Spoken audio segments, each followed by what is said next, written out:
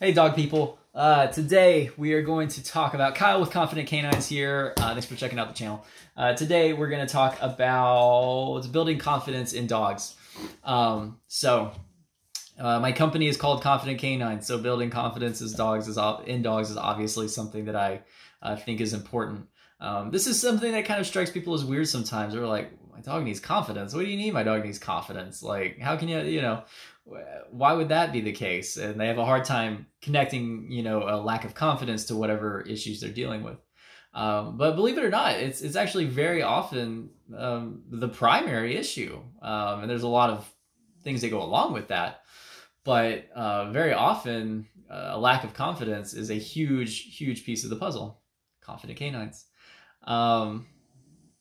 So why is that the case? Well, the reason for that is that most behavioral issues, major behavioral issues, and a lot of minor ones as well, stem from a lack of confidence in, what we call insecurity. I say that dogs are insecure. I'd say that 99 point something % of dogs that are having behavioral issues are to one extent or another insecure. Why is that? It's because insecurity is a natural response to a lack of structure. Most dogs don't have high levels of structure in their life.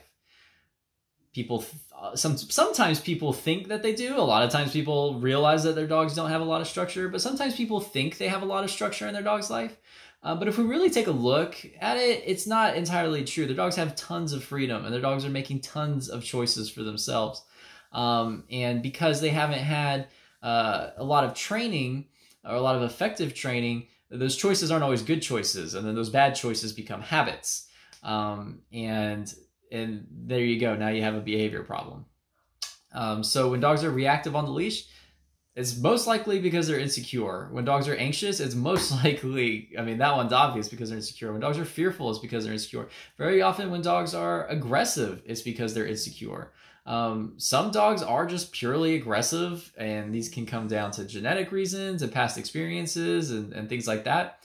Most dogs who behave aggressively, most dogs that I train for aggression, aren't aggressive in the sense that they just are bent on causing harm to people or other dogs or animals or whatever.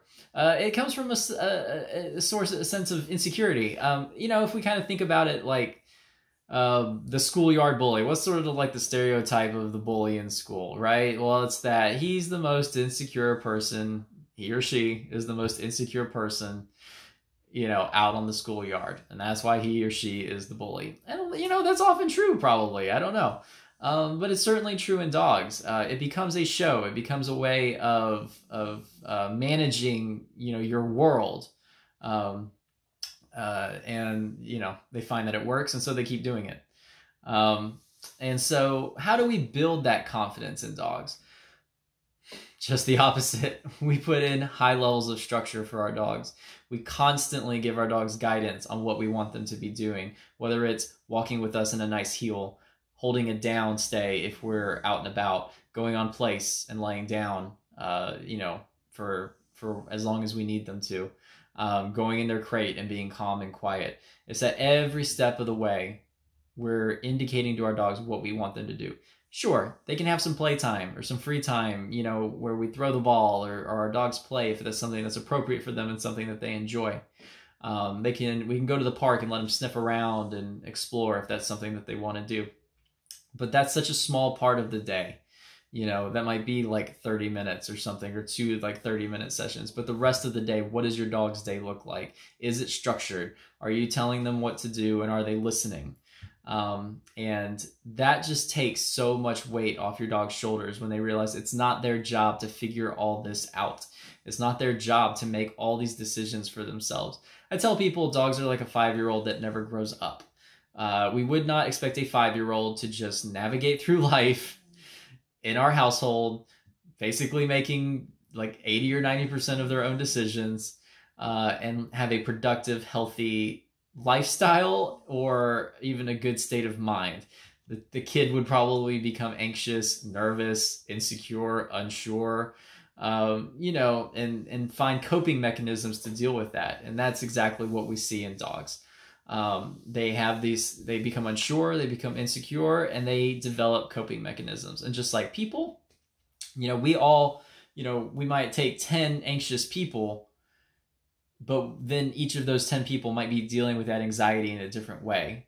They're still anxious. The root cause is the same, but their coping mechanisms are different because they're different people. And it's the same with dogs. Like I said, they might just become really fearful dogs that want to hide and push themselves into the ground. They might become anxious dogs that get themselves in a tizzy and start panicking. They might become aggressive dogs that decide that they're just going to go after things that make them nervous. Or they might become really reactive on the leash to try and put on a big show and try and see if I can bark and lunge and growl enough. Maybe I'll drive away the things that make me nervous, which often works, which is why they do it.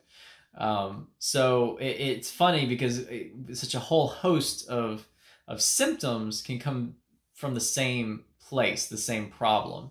And that's why we don't address symptoms, we address the root cause. If you go after symptoms, you'll make some headway, but you probably won't get exactly where you want to go, and it won't be as quickly.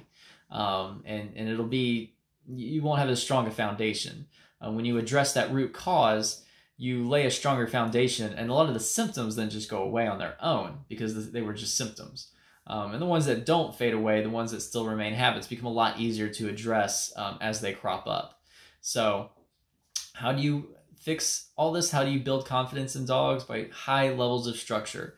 Walk your dog in a structured heel. Train them to place and have them do duration work.